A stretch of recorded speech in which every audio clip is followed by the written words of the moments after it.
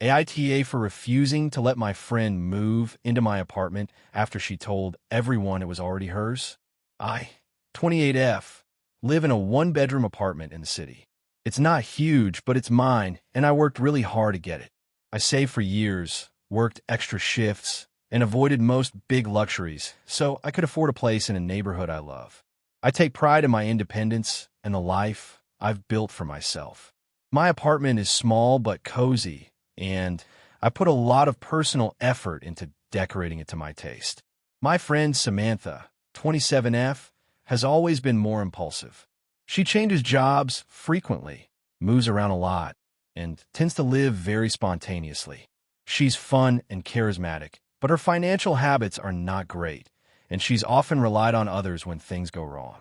We've been friends for about 8 years, and I've always enjoyed hanging out with her, but she has a habit of pushing boundaries. About 2 months ago, Samantha called me in a panic. She had just broken up with her boyfriend, and she claimed she had nowhere to go. She asked if she could stay in my apartment temporarily for a couple of weeks until she figured things out. I agreed because I felt bad for her, and I wanted to help a friend in need. I told her she could stay, but that it was only temporary, and she would need to contribute to groceries and help with chores. She agreed and seemed genuinely grateful. The first week went okay. She was polite, helped a little with cooking, and didn't overstay her welcome. But then things started to shift. Within 2 weeks, she had rearranged some of my furniture and started leaving her things everywhere. I noticed she was referring to the apartment as my place in conversations with mutual friends. I brushed it off at first, thinking she was joking. But then she invited a few friends over while I was at work without asking me. And when I got home, she introduced them as my guests at my new apartment. I was shocked and immediately confronted her. She laughed and said, "I'm just trying to make myself at home. Don't be so uptight."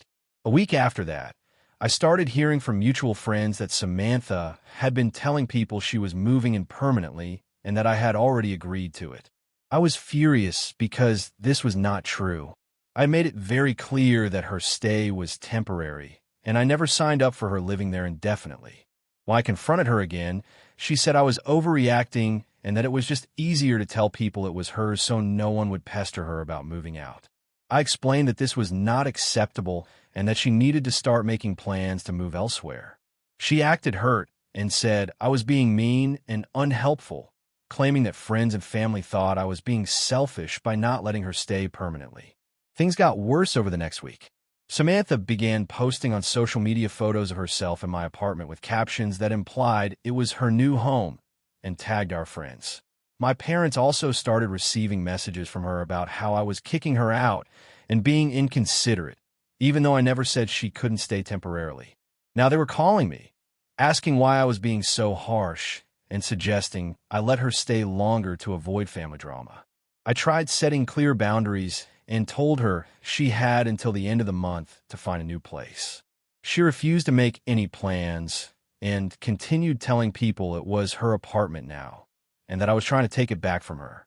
Some mutual friends even started pressuring me, saying that it would be nicer to let her stay and that I was being unreasonable. I feel guilty because she is my friend and she's going through a tough breakup.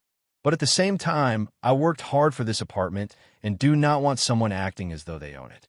She's creating a narrative that I promised her something I never did, and I worry that if I give in now, it will be impossible to get her to leave later.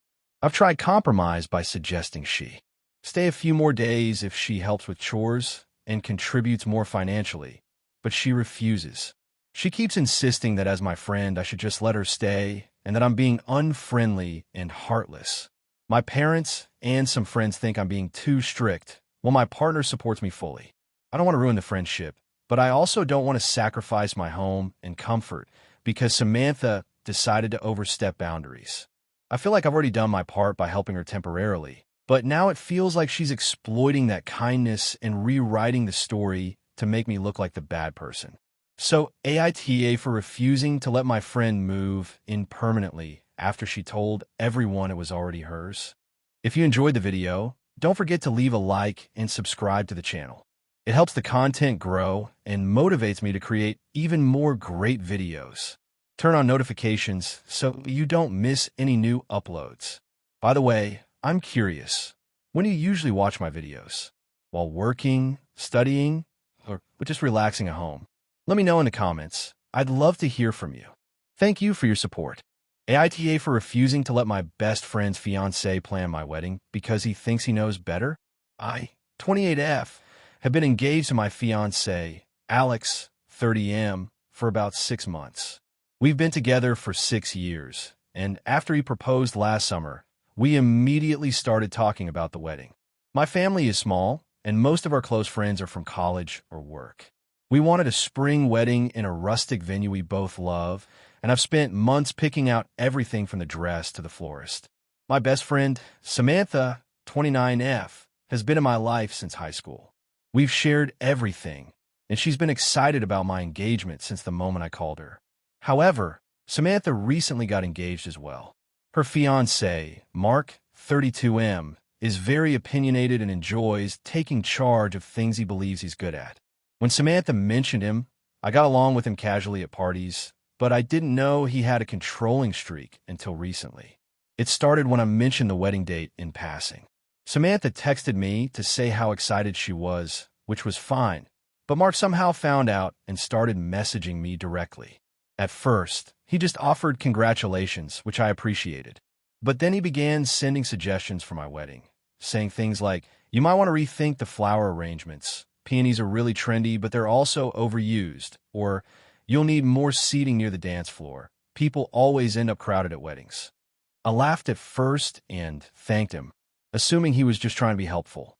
But over the next few weeks, he began making more persistent suggestions. He told me I should consider a different photographer because my pic wasn't creative enough, that my caterer wouldn't impress anyone, and that my wedding theme was dated. He even sent links to alternative venues he thought were more practical. I tried to politely explain that I had already made most of the arrangements and that my fiancé and I had a vision for the wedding. Mark replied saying he understood, but that sometimes people don't realize how easy it is to make mistakes on these things, and that I should trust someone with experience. At this point, it was starting to feel less like advice and more like him trying to take control.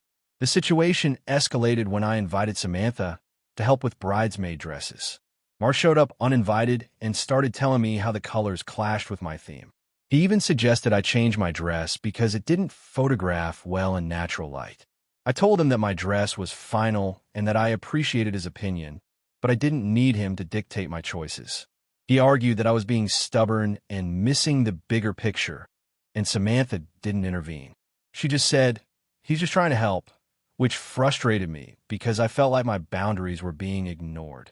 I started avoiding Mark's messages and politely redirected Samantha when she tried to pass along his suggestions. I even explained to Samantha that while I value her opinion, I didn't want Mark involved in planning my wedding. She was initially understanding, but became defensive after Mark complained to her that I was disrespecting him by not taking his advice seriously. Last weekend, during a lunch with both of them and a few mutual friends, Mark made a comment in front of everyone about how weddings aren't just about the couple, and that sometimes you need someone with a good eye to steer things in the right direction. I felt humiliated and told him directly that my wedding decisions were between me and Alex, and I didn't appreciate unsolicited input. Samantha got quiet, and Mark said I was being rude and ungrateful. Since then, Samantha has been upset with me. She said that I'm overreacting and that Mark was just trying to help make my wedding perfect. She also implied that by shutting him out, I'm being controlling and refusing valuable advice. Some of our mutual friends have texted me saying I was right to set boundaries, but others think I'm making a big deal out of nothing. I feel stuck because I want to preserve my friendship with Samantha, but I also don't want Mark undermining my wedding planning or making me feel guilty for my choices. My fiancé supports me completely and agrees that Mark has overstepped, but now I'm worried that Samantha will resent me and it could damage our friendship long term. At this point, I've firmly told Samantha that Mark is not involved in my wedding and that she can't send his suggestions through her. She's asked me to try to be flexible and consider his advice, but I feel that would compromise my boundaries and my vision for my own wedding. So AITA for refusing to let my best friend's fiancé involve himself in planning my wedding. even though he insists he knows what's best. AITA for refusing to let my brother move his girlfriend into my apartment after he promised it was temporary. I, 35M, live in a small city apartment that I've had for about 6 years. It's a 2-bedroom place with a decent layout and a balcony that I love. I live alone, and the apartment is really important to me. It's my personal space, and I've worked hard to make it comfortable. I don't mind hosting friends occasionally, but I have always been very protective of my living space. My younger brother, Alex, 29M, has always had a complicated relationship with me. We are close in some ways, but he tends to rely on others a lot. Over the years, he has moved in with friends, family, and roommates multiple times and often struggles with keeping a stable job. I've tried helping him when I can, but I also have boundaries. About 3 months ago, Alex called me saying he had broken up with his apartment roommate and needed a place to stay temporarily while he sorted out his housing. He asked if he could stay in my apartment for a couple of weeks, just until he got back on his feet. I agreed, thinking it was a short-term arrangement and that I could help him without much disruption. When he moved in, I was clear about the terms. He could stay for a maximum of 2 weeks, paying no rent during that time, and I expected him to respect my space and follow my house rules. He agreed and moved in. At first, everything was fine. He was polite, kept his stuff in his room, and didn't overstay his welcome. About a month later, Alex told me he had started seeing someone seriously, a woman named Emily. He said she had some issues with her own living situation and didn't have anywhere stable to stay. A few days later, he asked if Emily could move in with him just temporarily, saying it would only be for a couple of weeks until she found a place. I was hesitant, but Alex promised it would be short-term and that he would make sure she followed my rules. Reluctantly, I agreed, thinking it was the right thing to do to help family. Emily moved in, and at first, she was quiet and seemed considerate. But it didn't take long for things to change. She started leaving her stuff in shared areas, taking over the kitchen for hours at a time, and inviting friends over without asking. Alex seemed uncomfortable with some of her behavior, but didn't want to confront her. I repeatedly reminded him that this was supposed to be temporary and that my apartment is my personal space. He reassured me each time that he understood and would handle it. 2 months later, it became clear that temporary had turned into a permanent situation. Emily was spending almost every night there, and Alex had stopped looking for his own apartment. He started treating the space as theirs, moving furniture around, and making plans for things like hosting a small gathering of friends without consulting me. I felt my personal boundaries were being completely ignored. I told Alex that he and Emily needed to start looking for their own place immediately and that they could no longer treat my apartment as their home. He got defensive, saying I was being unreasonable and that Emily had nowhere else to go. He argued that because he was my brother and I had helped him before, I owed him and Emily a place to stay. When I stood firm, Alex became angry and said I was using the apartment as a weapon against him. He told me I was selfish for not allowing him to continue living there with Emily. Emily, meanwhile, started texting me directly, asking why she couldn't stay and suggesting I was being hostile. My parents got involved, and now they are pressuring me to let them stay, saying it's a family matter and that I should be kind. I tried to compromise by offering to help them find an affordable apartment nearby, and even gave them a list of rental options within their budget. Alex said that was not enough and that they wanted to stay until they found a place that was perfect. I explained that perfect might take months and that I could not. Let them turn my home into a semi-permanent living situation. A few of my friends and some extended family understand my perspective, but many relatives are criticizing me. They say I'm being cold and unsupportive and that I'm creating unnecessary tension. Some even suggest that family should take precedence over personal comfort. The situation has become stressful. Alex and Emily are still staying there, and I am constantly monitoring boundaries, which is exhausting. I feel trapped in my own home and anxious whenever I come back from work. I've tried being firm, but also reasonable, offering solutions and compromises, but they insist that I should just allow them to stay until they figure everything out. I want to help my brother, but I cannot let someone else take over my personal space indefinitely. I feel like my boundaries are being ignored. and the promise of a temporary stay has completely fallen apart. So, AITA for refusing to let my brother and his girlfriend continue living in my apartment after they initially promised it would be temporary, even though my family is pressuring me to allow them to stay. AITA for refusing to lend my car to my sister after she repeatedly wrecked her own vehicles and now expects me to share mine indefinitely. I, 29M, live in a suburban area where having a reliable car is basically mandatory. I bought my first car when I was 21, saved up entirely on my own, and over the years I've been careful to maintain it. Right now, I drive a used 2019 Honda CR-V, which is not fancy but reliable, and I take pride in keeping it in good condition. I use it for commuting to work, running errands, and occasional road trips. My sister, Tara, 26F, has had a very different relationship with vehicles. She's crashed 3 cars in the last 5 years, each due to negligence or minor accidents that were technically her fault. Thankfully, she wasn't seriously hurt in any of them, but insurance has been a nightmare. She's constantly borrowing friends' cars or using rideshare apps because she either doesn't want to pay for repairs or can't afford her own insurance anymore.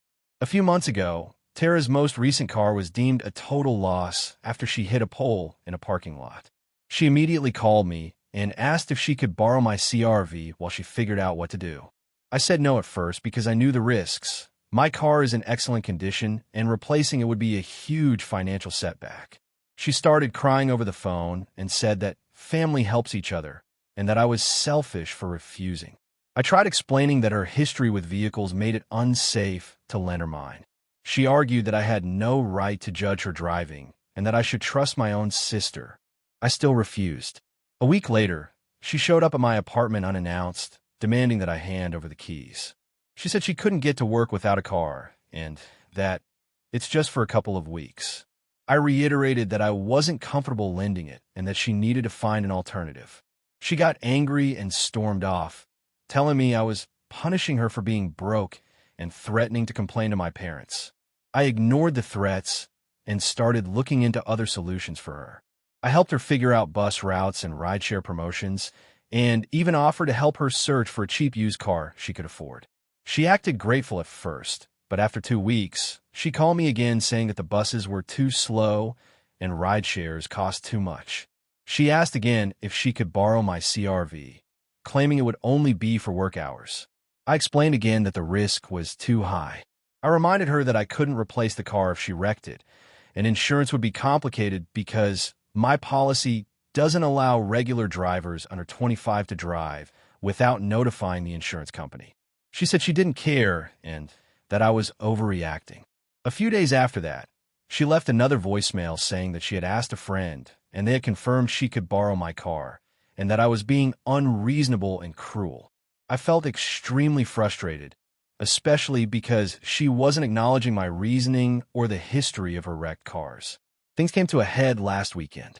I was supposed to go out of town for a short trip, and Tara called me in a panic because she had no way to get to work. I told her she needed to use public transportation or ride shares. She started yelling and said that I was punishing her for her mistakes and that she was sick of being treated like a child.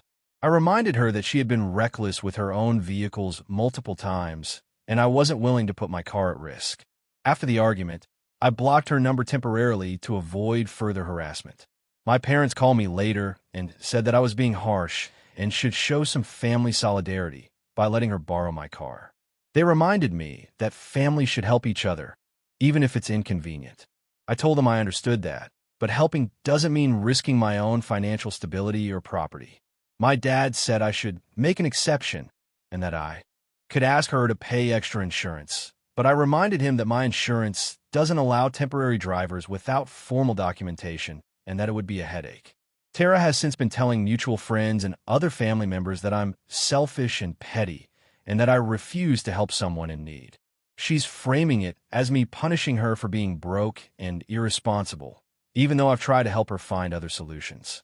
Some relatives agree with her and think I should compromise, while others think I'm justified because lending her the car would be irresponsible. I genuinely feel guilty because she is my sister and I want to support her, but I also feel like she doesn't respect boundaries or understand the consequences of her past actions. I've suggested she take a defensive driving course, save for a cheap used car, or rely on public transportation temporarily. But she refuses and keeps coming back to asking me for my car. I'm wondering if I'm the asshole for refusing to let my sister borrow my car after she has a history of wrecking her own vehicles and repeatedly demanding that I share mine indefinitely. I feel like this situation is putting me between wanting to help family and protecting my own property and finances, and I don't know how to navigate it without being seen as selfish. AITA for refusing to cover my roommate's rent after she told our friends I would. I, 29F, live in a 2-bedroom apartment in the city. I've been renting here for about 3 years, and it's been perfect for me. Close to work, affordable, and private enough that I can have my own space.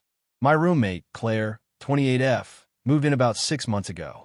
We had been friends for a few years, and she was looking for a place after her lease ended in another building. She seemed responsible at first, and I thought it would be nice to share rent with a friend I trust. For the first couple of months, everything was fine. She paid her share on time, helped with chores, and we had a good system for groceries. Then, about 3 months ago, Claire lost her job unexpectedly. She panicked and told me she didn't know how she was going to cover rent for the next month. I felt sympathetic and suggested that she apply for unemployment and see if she could get some emergency assistance, and I offered to help her budget until she got another job. I also mentioned that she could ask her family if they could help temporarily. I made it clear that I could not cover her rent because I already had my own bills, and my income barely covers both our rents plus utilities as it is. She seemed a little frustrated, but agreed to figure it out. Then, she started telling mutual friends that I had promised to pay her rent for a few months. At first, I thought it was a misunderstanding, but quickly became clear she was intentionally spreading the story. Friends started messaging me with concerns, asking if I was really going to cover her rent and if she should start looking for a new place. I immediately clarified that I had never agreed to pay her rent, but it didn't stop the rumors. About a week later, Claire's eviction notice arrived because she had missed her rent. She confronted me and accused me of being selfish and not helping a friend in need. She said I had led everyone to believe I would cover her rent and that I was dishonoring our friendship by refusing. I was shocked. I explained calmly that she misrepresented what I said and that I never promised to pay her rent. I reminded her that I had offered to help her budget and find assistance, but I could not take on her financial obligations. Claire became angry and started messaging our friends, claiming that I was trying to kick her out while she was down on her luck. She even posted vague comments on social media, implying that her roommate abandoned her. This has caused tension among our friend group, with some people saying I should help her out and others saying she shouldn't have assumed I would pay. Meanwhile, I had to start preparing to cover the extra costs in case she didn't find another place, because I could not afford to be left holding the entire rent without notice. I also began feeling stressed at home because she was now acting like the apartment was hers and complaining about my things, saying she had no privacy or space. She invited friends over without asking, claiming it was her place too because she pays rent in part. I explained that she was still fully responsible for her portion and that she could not assume the apartment was hers if she wasn't paying. I tried mediating by suggesting a compromise. She could stay temporarily if she contributed partial rent that she could manage and applied for assistance programs. She refused and said that it was too complicated and that I should just pay the full rent for her because I make more money. She also started saying that I manipulated her by letting her move in when I knew she couldn't pay, which is false. I explained that I offered the room because I thought she could manage the rent, and she had assured me she could. The situation escalated further when she told our friends she had no other options and that I was forcing her onto the streets, which is not true. She had family and other friends she could have stayed with temporarily, but she refused to ask, them insisting I was obligated to pay. Some friends have now started taking her side, messaging me privately about how I should help a friend in need, which makes me feel isolated and frustrated. I feel guilty in some ways because I know she is struggling, but I also feel like I'm being reasonable. I helped her find resources, offered budgeting advice, and gave her a temporary place while she figured things out. She misrepresented my willingness to my friends, though, and is now pressuring me into covering her rent which I cannot afford. I also feel uncomfortable in my own home because she's acting entitled and invading my space, expecting me to accommodate her completely. I've considered just letting her stay and paying the rent to avoid conflict, but I'm worried it will set a precedent where she or others will expect me to cover things they can't afford.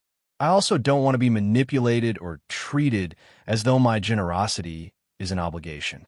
So AITA for refusing to pay my roommate's rent after she told everyone I would when I never agreed to do so. AITA for refusing to financially support my brother's business venture, even though it's causing tension in the family. I, 33M, have a younger brother, Kevin, 29M, who has always had big ideas but struggles with follow-through. Growing up, he was the adventurous type. He'd constantly start projects, clubs, or little businesses as a kid, but they rarely lasted. I, on the other hand, have always been more practical and cautious. I work in IT and have a stable income, whereas Kevin has bounced between jobs and freelance gigs for years. A few months ago, Kevin called me with what he called his life-changing opportunity.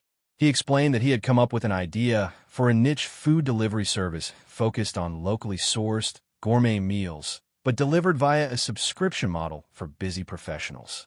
He sounded excited and convinced, and I could tell he was serious this time, or at least more serious than usual.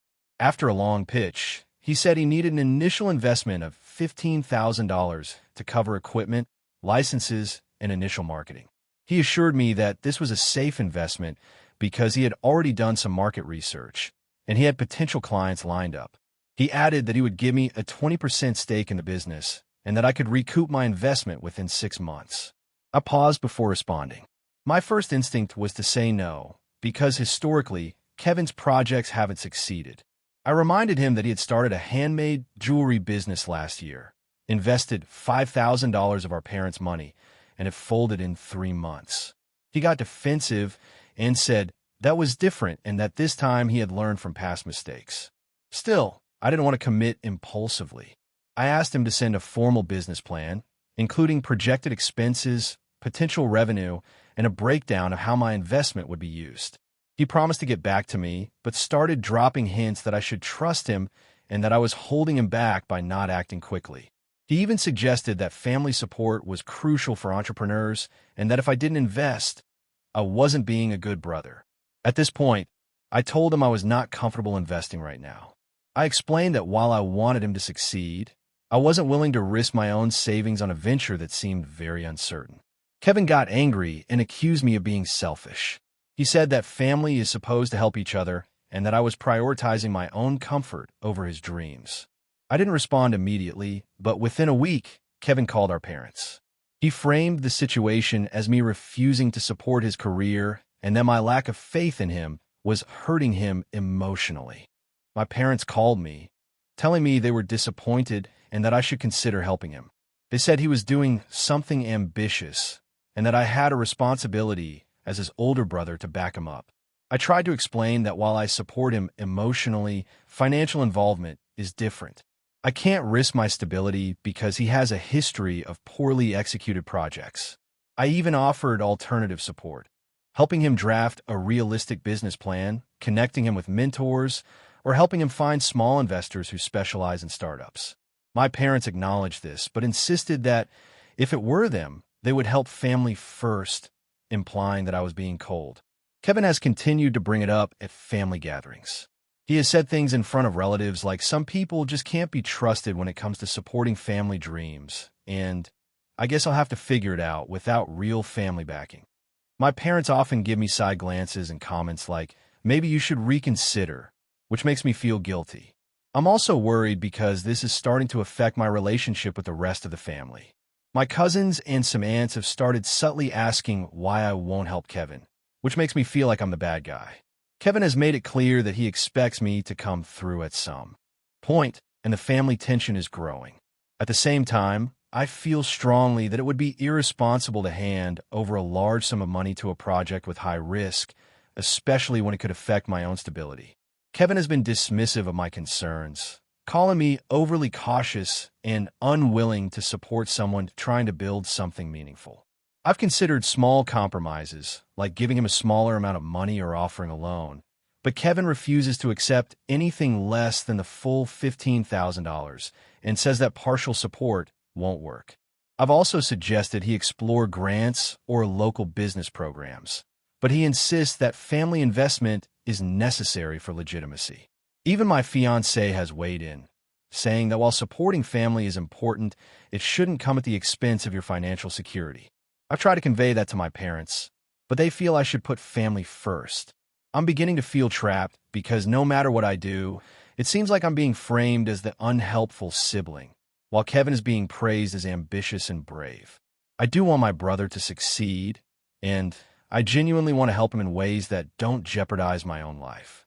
I've offered mentorship, brainstorming, and networking support, but he refuses to consider any of it unless money is involved.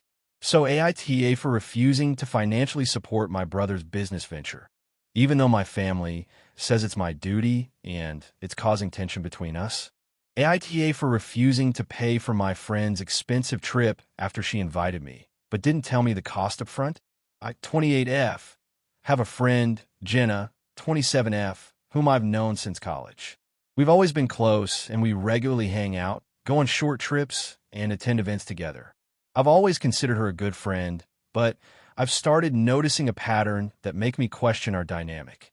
Jenna tends to assume that I can cover costs for things she wants to do, and while I don't mind helping occasionally, it's becoming financially stressful.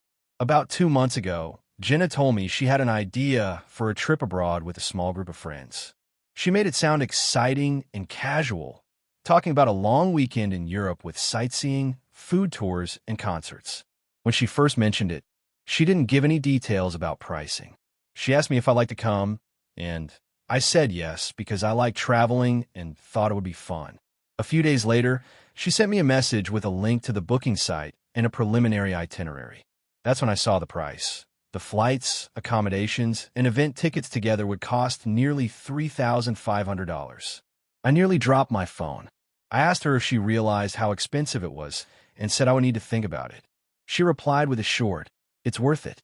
You'll have the time of your life," and didn't provide any alternative options or suggestions for splitting costs in a more manageable way. I told her honestly that $3,500 was way beyond my budget. I suggested that I could join if we found cheaper flights or accommodations, or if we adjusted the itinerary, but she responded that she had already booked everything and everyone else was fine paying their share. She said that since I'd already expressed interest, I should just figure out a way to make it work if I wanted to come. At this point, I realized I had been misled. She never mentioned the cost up front and had assumed I could afford it. I told her I wasn't able to go and that it was too expensive for me.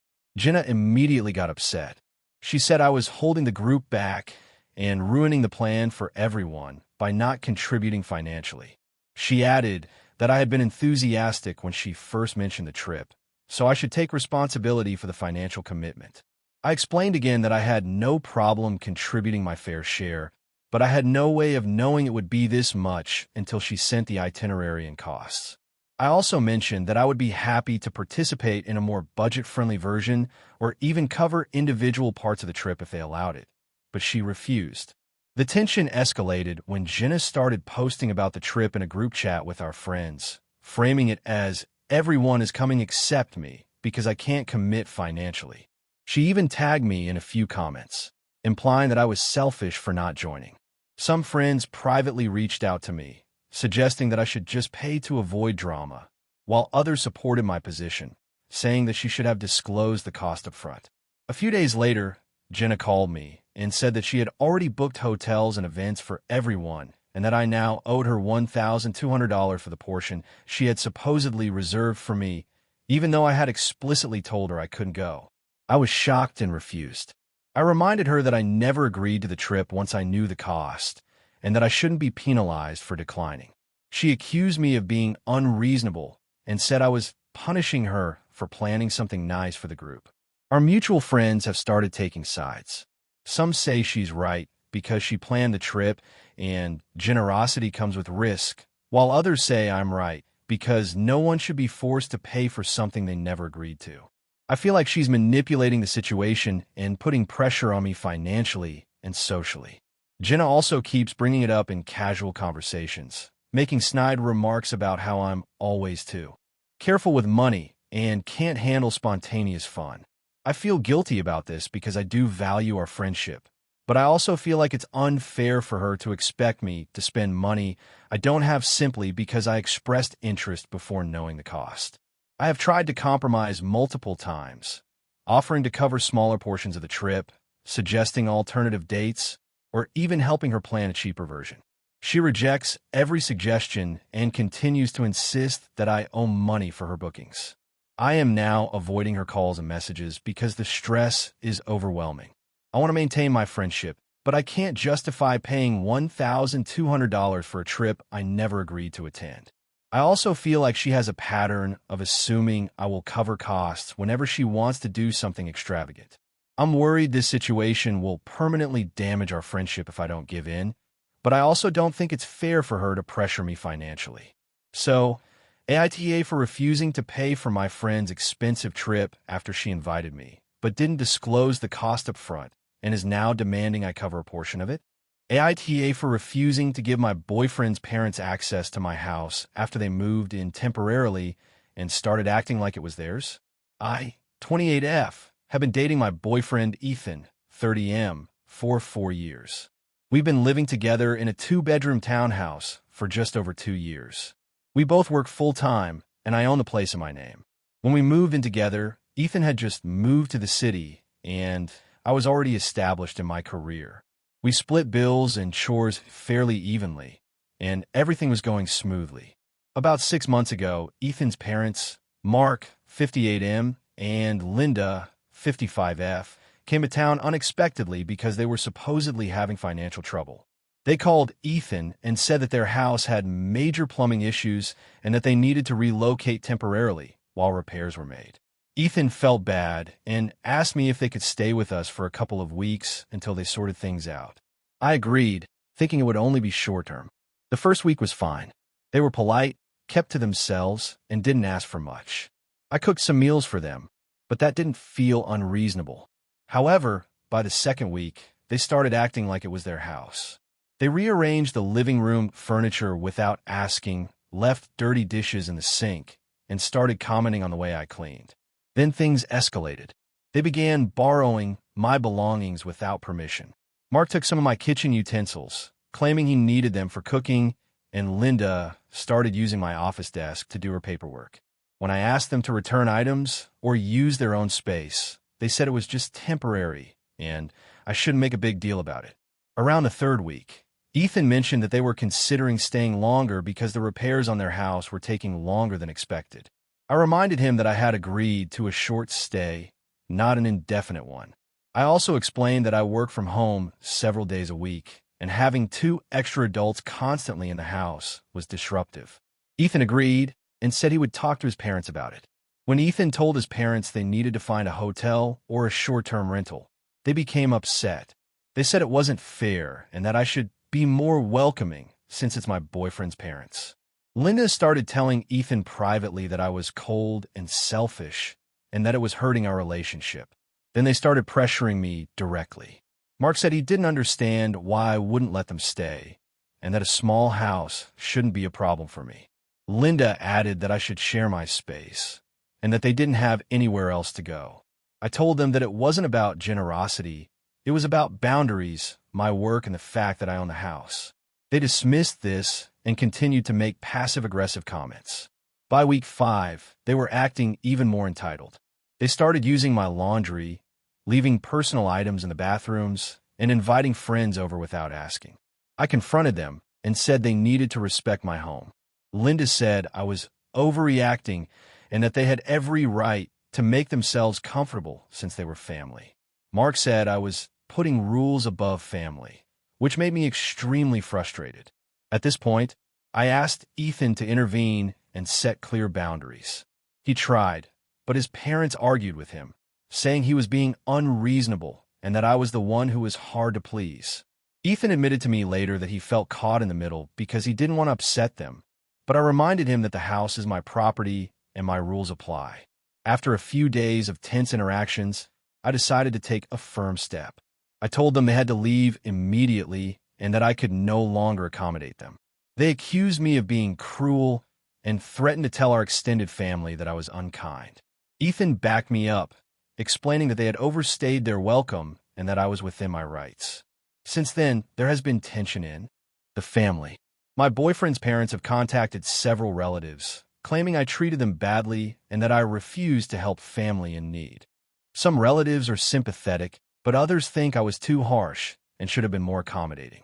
I feel guilty at times, but I also know that their behavior went far beyond a temporary stay and violated the boundaries of my home. I still help Ethan in other ways, and I have no intention of cutting ties with his parents entirely, but I refuse to let them live with us or have unrestricted access to my house again. Ethan supports my decision, but now some family members think I'm being selfish and ungrateful. AITA for refusing to let my boyfriend's parents stay in my house after they moved in temporarily and started acting like it was theirs. Hey friends, if you enjoy this content, don't forget to like the video and share your thoughts in the comments. We really want to know what you like and what can be improved. What do you think of the video? Are there any topics you'd like to see in future videos? Your feedback really helps us get better. Thanks for being with us. AITA for refusing to let my cousin stay in my apartment after she told everyone it was already hers. I, 33F, have been living in my small city apartment for almost 5 years. It's not huge, but it's mine, and I worked hard to save for it. I moved here after finishing grad school, and it's really the first place I've had that feels like my own. I'm pretty private and value my personal space. My cousin Maya, 30F, has always been more spontaneous and, honestly, a bit entitled when it comes to money and living arrangements. She moves around constantly, jumps from one short-term rental to another, and has never had a stable living situation for more than a year at a time. I've helped her a few times with advice and small loans, but I've never covered rent or let her live with me long-term. About a month ago, Maya called me in panic. She had broken up with her boyfriend and suddenly had nowhere to stay. She said she needed a temporary place for a few weeks while she figured things out. I agreed, thinking it would be a short-term solution, and I made it clear that it was temporary and that she would need to contribute to groceries and keep the apartment reasonably tidy. She agreed and seemed very grateful. At first, everything went smoothly. She stayed in the guest room, helped with small chores, and respected my space. But within about 2 weeks, things started changing. She began rearranging my furniture, bringing in extra items from storage, and moving her things around as if she were settling in permanently. She started referring to the guest room as my room in casual conversations with mutual friends. I laughed at first, thinking she was joking, but the behavior kept escalating. Then one day, I came home to find she had invited several friends over while I was out. I was annoyed because I had never given permission for guests, especially a group of people I didn't know well. When I asked why she did that, she said, "Oh, don't worry. It's fine. I just want to make it feel more like my place." That was the moment I realized she was acting like the apartment was hers. A few days later, I started hearing from relatives and mutual friends that Maya had been telling everyone she was moving in permanently and that I had already agreed to it. I was shocked and immediately confronted her. She laughed it off and said she had told people that because it was easier than explaining her temporary situation, and everyone would understand it's temporary later. I told her that this was not acceptable, that she needed to start making plans to leave, and that I would not be responsible for her living situation. She became defensive and accused me of being mean and unhelpful for refusing to let her stay. Maya then went to our parents and told them I was kicking her out with no notice. My parents called me upset, saying I should be more compassionate and that I could easily let her stay since I had a spare room. I explained that I was being compassionate by allowing her to stay temporarily, but that this was never meant to be permanent. They insisted that families should support each other and that I was being strict for enforcing boundaries. The situation got worse. Maya posted on social media about how she was settling into her new home and tagged our mutual friends. Some of them even messaged me asking when I would send money for rent or other living costs. I reiterated that I was not paying for her or giving her a permanent place, but the messages kept coming. I tried compromise. I told her she could stay a few more days if she helped with chores and contributed what she could to groceries, but she refused. She insists that since I made it possible for her to stay, I should let her remain indefinitely. She's also been passive-aggressive about small things like my furniture arrangement or the way I cook, framing them as if she were entitled to the apartment. I feel guilty because I do want to help her, and I know she's going through a hard time, but I also feel trapped. She's misrepresenting our agreement to family, friends, and social media, and it's creating pressure on me to give in. If I let her stay longer, I worry it will set a precedent where she expects to be accommodated whenever she wants. I also value my independence and my personal space, which is being compromised. Some relatives have suggested I just let her stay to keep the peace, but I feel like that would be unfair to me.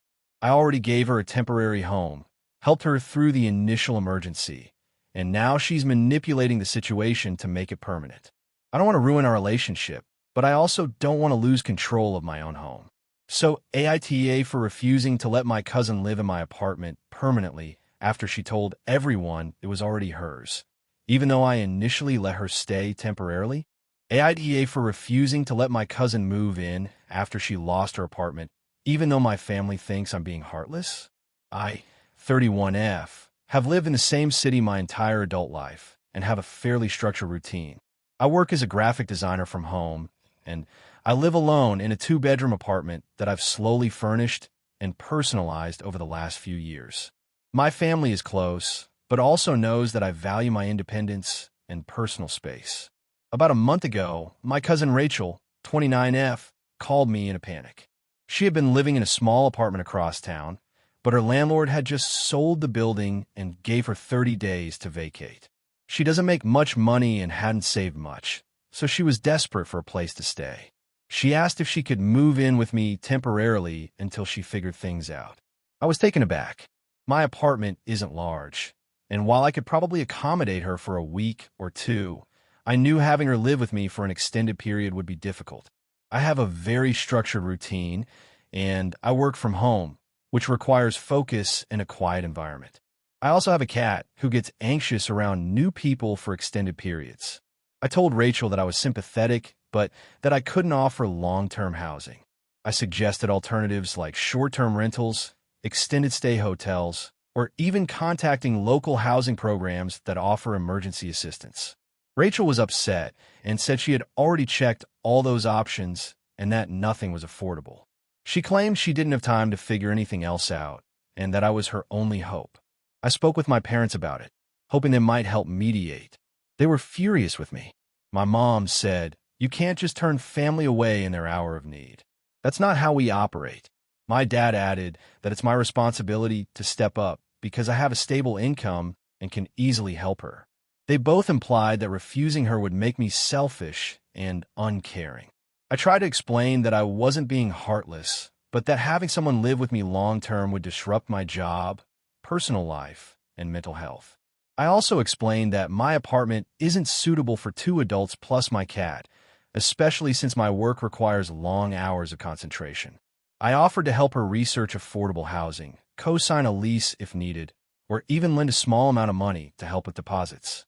They dismissed those options, saying I was making excuses. Rachel started messaging me constantly, saying things like, "I don't know what I'll do if you don't help me," and "I guess I just have to sleep in my car because no one in the family cares." She even mentioned that our other cousins had told her that she could stay with me because I was the responsible one. I felt cornered. A few days ago, Rachel came over unannounced with some of her belongings, clearly expecting me to let her move in. I told her firmly that I couldn't accommodate her, and she got angry. She accused me of not caring about her and of valuing my comfort over family. She also implied that if I didn't let her stay, it would damage our relationship permanently. Since then, my parents have called me multiple times, insisting that I'm being unreasonable and selfish. My aunt even texted me, saying, "If you love family, you'd make it work. She's in crisis, and you're choosing your convenience over her well-being." I do care about Rachel. I want to help her, but I feel like having her move in would cause significant stress for both of us. I'm not comfortable with the idea of losing my personal space and the quiet environment I rely on for my work. I also worry about the strain it could put on our relationship if tensions rise while she's living here. I've tried to offer support in other ways, researching affordable rentals, helping with applications, and even offering temporary financial assistance. But my family insists that nothing counts unless I physically let her live with me. I've been feeling guilty. Because my parents are clearly disappointed, Rachel is upset, and some extended family members are subtly criticizing me. But I also feel like I have a right to say no when it comes to something that would disrupt my life so significantly. So, AITA for refusing to let my cousin move in with me after she lost her apartment, even though my family says I should step up and help? AITA for refusing to let my father sell the house my grandparents left me, even though he says it's for the family? I, 33F, inherited my grandparents' house when they passed away 5 years ago. It's a 2-story home in a small town where I grew up, and it holds a lot of sentimental value for me. My grandparents were very close to me and left the house to me specifically because I had always been involved in taking care of it and visiting regularly. It's not a huge estate, but it has a big backyard, a garden, and a small workshop in the garage where I spend most weekends. I've invested my own money in repairs and improvements over the years, and it's genuinely a place I feel connected to. My father, 60M, and I have always had a complicated relationship. He's a charming man, but tends to be controlling and manipulative. I've always respected him, but he has a habit of treating things as family property, even when legally they belong to me.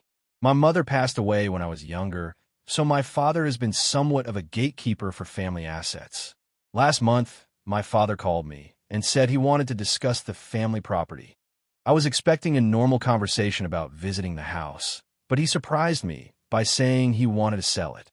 He explained that the house requires a lot of maintenance and that he thought I couldn't handle it on my own financially or practically.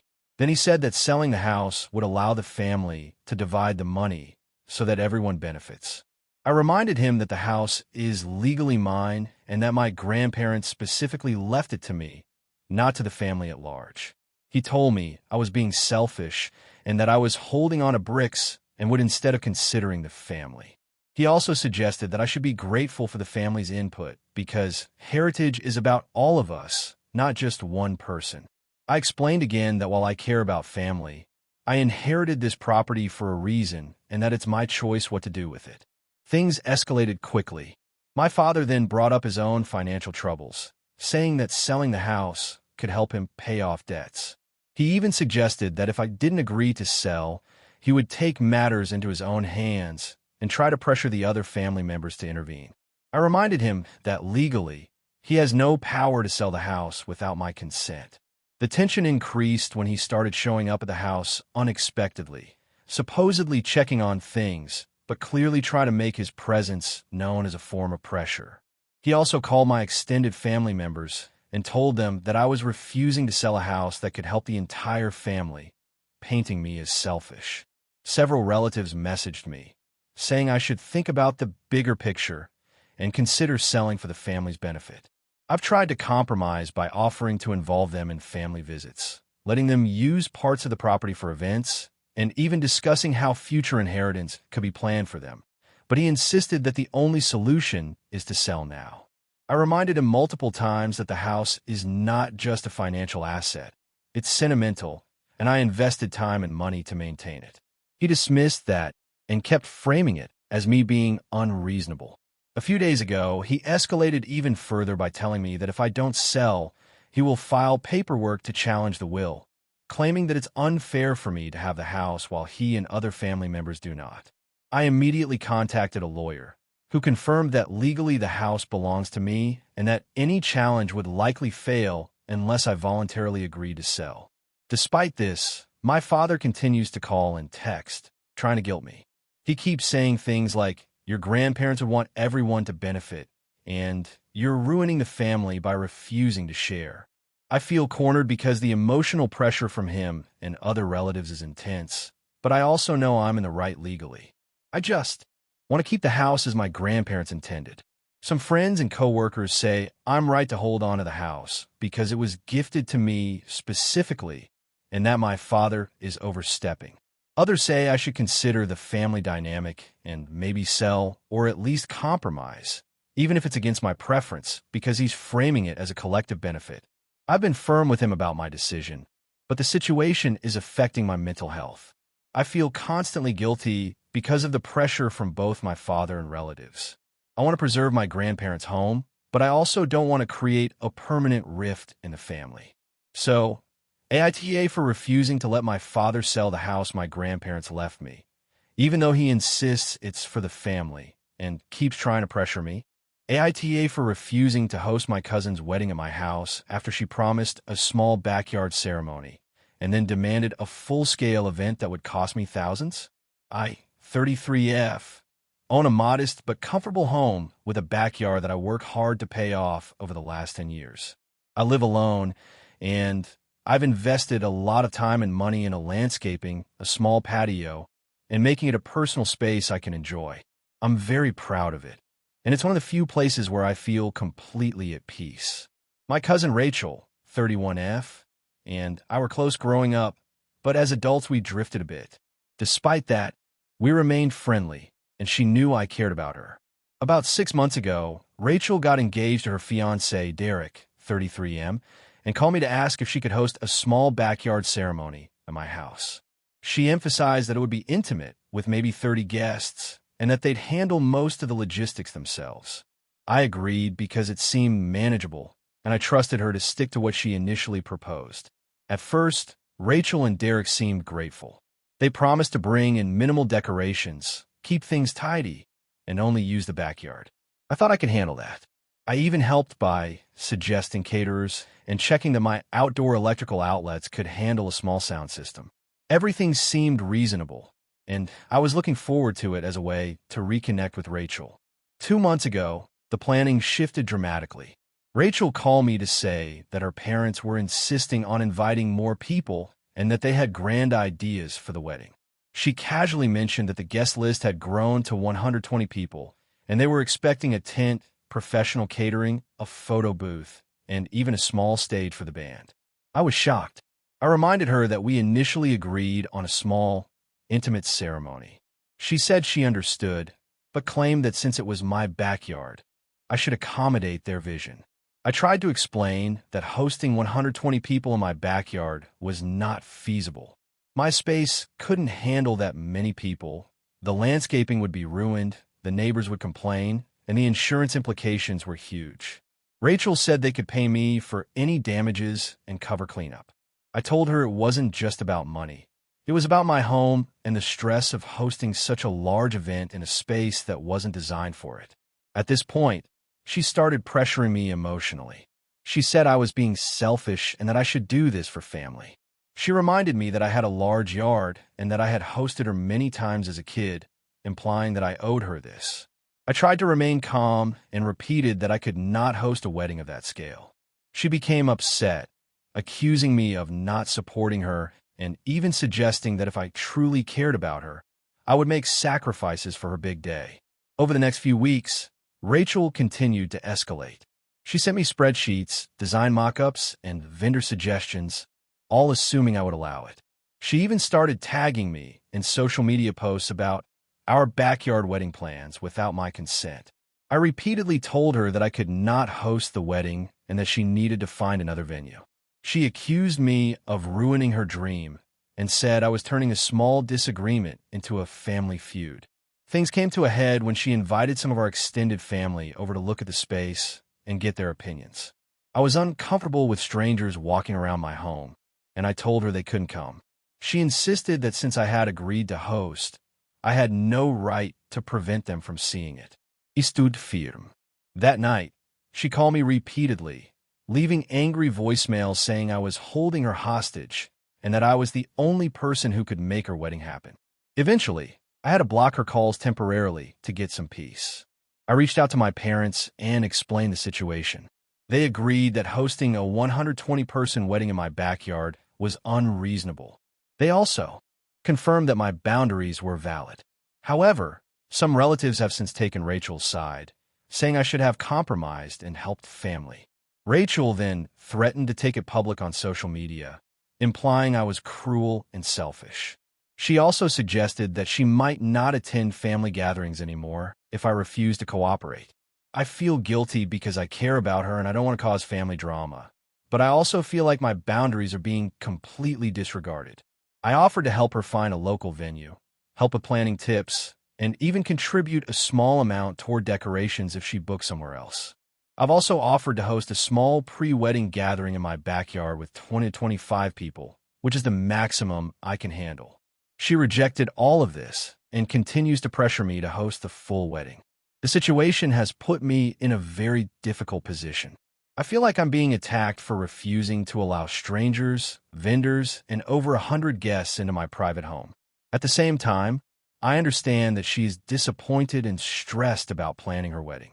AITA for refusing to host my cousin's wedding at my house after she promised a small backyard ceremony and then demanded a full-scale event that would cost me thousands and invade my private home.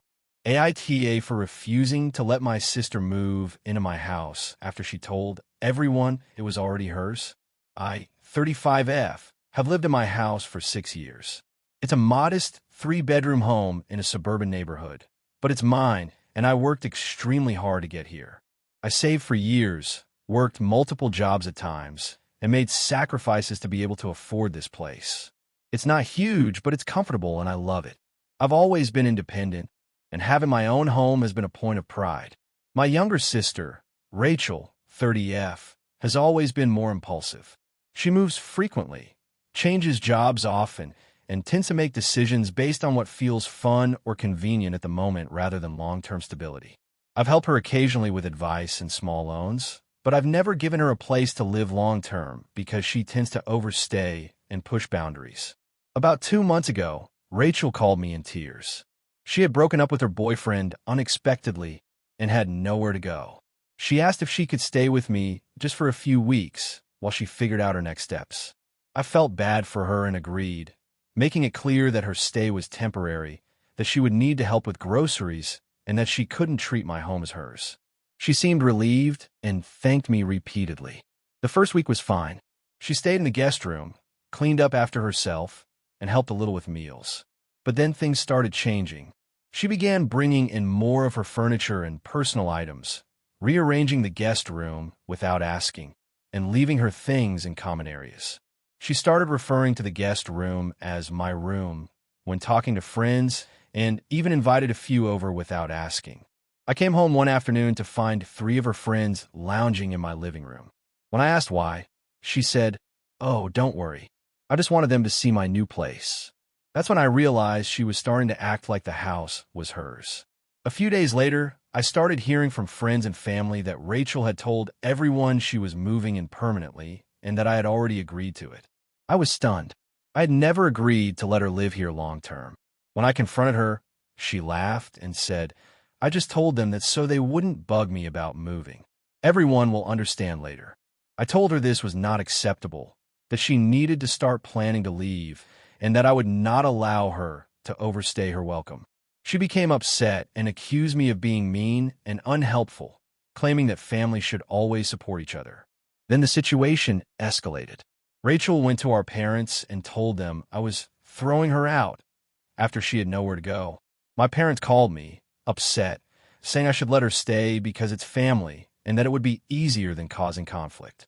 I tried explaining that I had already given her temporary shelter and that she was now misrepresenting the situation, but they kept pressuring me. My mom said I was being strict and selfish, while my dad suggested that if I really cared about family, I would compromise. Rachel also began posting on social media pictures of herself in my house, calling it my new home and tagging friends. Some of my relatives and friends started asking me if I was really letting her stay permanently and even offering to help with the rent as if I had agreed. I explained privately that I never consented to her living here permanently, but the rumors continued to spread. I tried compromise, offering her a few extra days and asking her to contribute more to groceries and chores, but she refused. She insisted that since I let her stay temporarily, I should let her stay indefinitely. She also made comments about my furniture, the layout of the living room, and my belongings, as if she had a right to make changes because this is now my space too. I feel guilty because I know she's going through a rough time and she's my sister.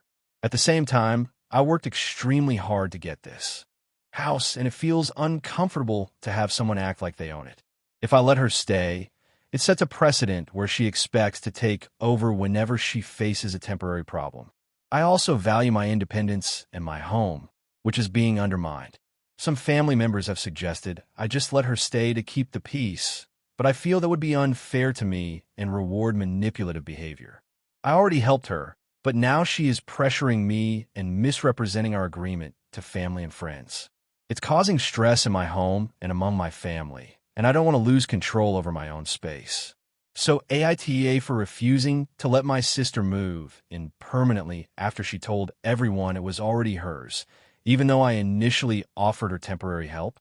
AITA for refusing to let my in-laws stay with us long-term, even though they are struggling financially. I, 35F, have been married to my husband, David, 37M, for 8 years. We have 2 kids, ages 6 and 9, and live in a 3-bedroom house in a suburban neighborhood.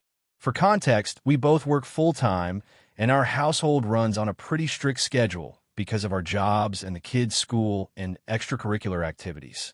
About 3 months ago, David's parents, Linda, 62F, and Tom, 64M, called us with some troubling news.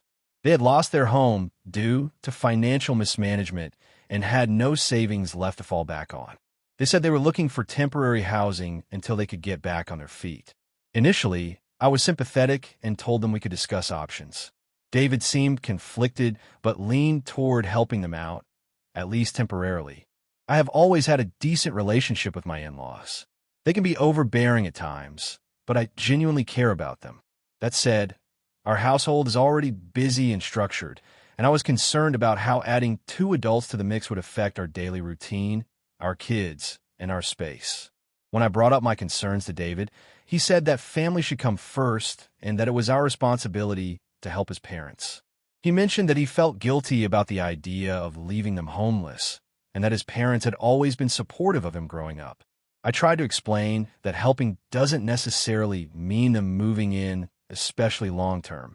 I suggested alternatives like a short-term rental, local housing assistance programs, or even helping them find a small apartment that they could afford while we support them financially. David's parents dismissed these suggestions, saying that moving somewhere else wasn't an option because they didn't trust themselves to manage it properly. They insisted that living with us would be safer and more stable for them. A few weeks later, David told me that his parents were planning to move in temporarily for at least a few months. I expressed my discomfort, citing space limitations, our kids' routines, and my need to work from home uninterrupted. I also mentioned that I was concerned about the emotional strain it could place on everyone. David told me he thought I was overreacting and that we could make adjustments to accommodate them. When they first moved in, it was manageable for a few days. However, they began to treat the house as if it was theirs.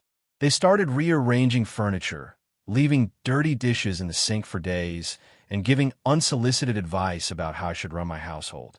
Linda constantly comments on the kids' behavior, saying I'm too strict or not giving them enough freedom, which frustrates me because we have rules that both David and I agreed upon. Tom keeps making small repairs without asking and often leaves projects half-finished, creating more mess. I try discussing the issues politely, but every time I bring something up, David's parents claim that I'm being ungrateful or overly controlling. They keep reminding me that they're only temporarily living here, but it's been over 2 months now, and they've given no indication of leaving soon. Recently, David suggested we extend their stay indefinitely until they can fully recover financially. I firmly said no, explaining that it is disrupting our household, our kids' routine, and my mental health. He accused me of being cold and unsympathetic, saying that his parents are family and deserve our help. He also mentioned that our relatives might see me as heartless if I refuse. I tried to compromise by offering financial assistance, helping with applications for housing, or contributing to their rent elsewhere, but Linda and Tom refused any option that didn't involve physically living with us. David is now upset with me, saying that I don't understand the sacrifices that family sometimes has to make and that he feels caught in the middle between his parents and me. The situation has caused tension in our household.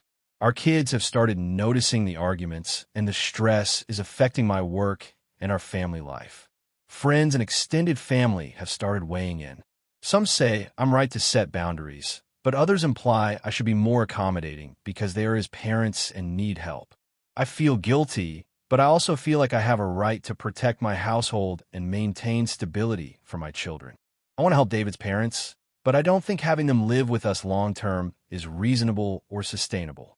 So AITA for refusing to let my in-laws stay with us long-term, even though they are struggling financially and my husband thinks we should accommodate them. AITA for refusing to drive my partner's elderly mother across the country, even though she expected me to. I, 29F, have been dating my boyfriend, Mark, 31M, for about 3 years. Our relationship is generally healthy, and we communicate well, but we recently hit a major point of conflict involving his mother, Helen, 72F. Helen is generally sweet, but she can be very demanding and expects people to cater to her needs. Mark and I have different approaches to her requests, which has caused tension. A few weeks ago, Helen told Mark that she needed to move across the country to live closer to her daughter, who lives about 2,000 miles away. She said she wanted to take her car with her and wanted someone to drive it for her, because she doesn't want to fly and can't handle a long drive alone. Mark immediately suggested that maybe I could do it since I'm used to long-distance driving and have a reliable car. I was shocked. I explained to Mark that I have a full-time job, responsibilities at home, and limited vacation days. Driving 2,000 miles one way with someone else's elderly mother is not something I could realistically handle. Mark said I could take time off and that it wouldn't be a big deal because we could split the driving over a few days. I reiterated that my schedule, mental health, and comfort were factors, and I didn't feel obligated to do it. Mark then called Helen to tell her, and she immediately acted upset. She said things like, "I've raised him, and now I can't even count on his partner, and I thought you were kind and considerate." I tried to explain directly to her that I wasn't comfortable taking on a massive trip for someone I barely know and that it's unfair to expect me to drive thousands of miles for her convenience. She said I was being selfish and that she could see why Mark hadn't introduced me as a responsible adult. Mark started pressuring me, saying it would be a huge help and that I should think about family obligations. I reminded him that I didn't grow up with Helen and that family obligation isn't the same as being forced into a multi-day cross-country road trip for someone who isn't directly my responsibility. He said I was making it sound like I don't care about him or his family.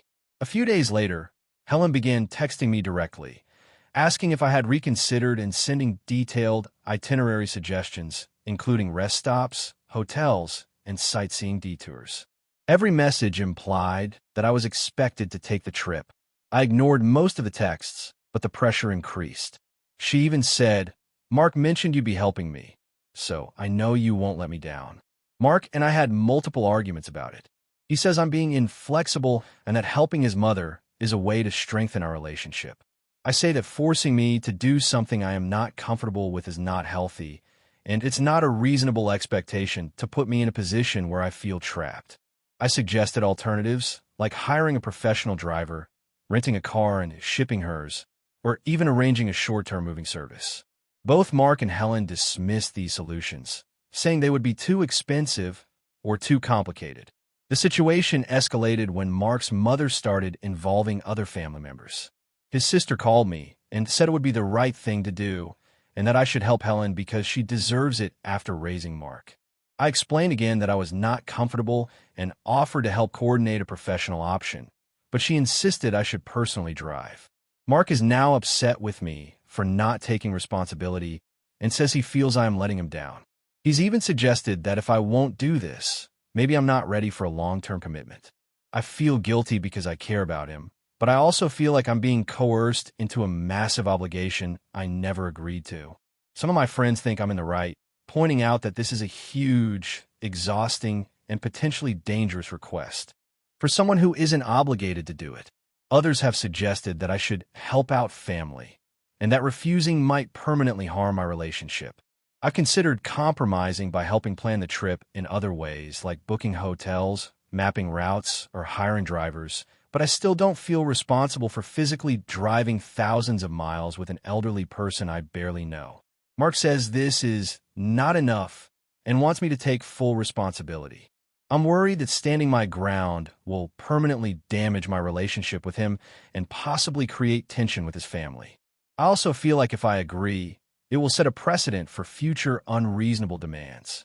I want to support Mark and his mother in ways that are reasonable, but this feels like too much, and I don't know if refusing makes me selfish.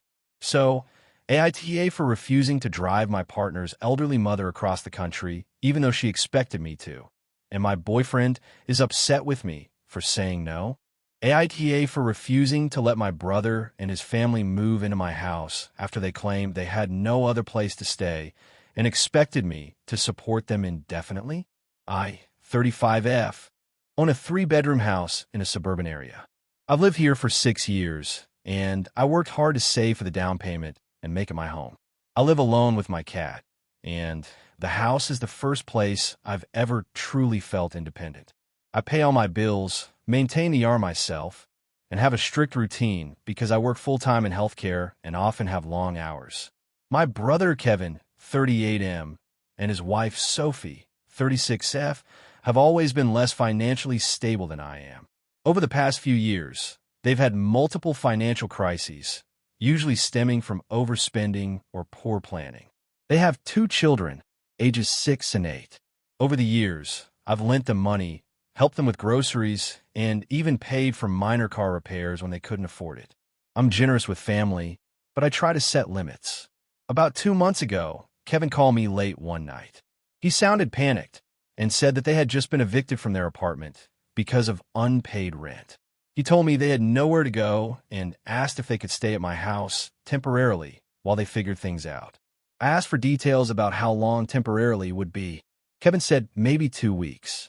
I reminded him that my home is my personal space and that I couldn't accommodate them indefinitely, but I agreed to let them stay for a short period while they found something. The first week went fine. They kept mostly to themselves, and I tried to help where I could. I cooked a few meals and let them use one of the bathrooms without issue. My cat was stressed, but tolerating them. I felt like it was manageable because I had a clear timeline in mind.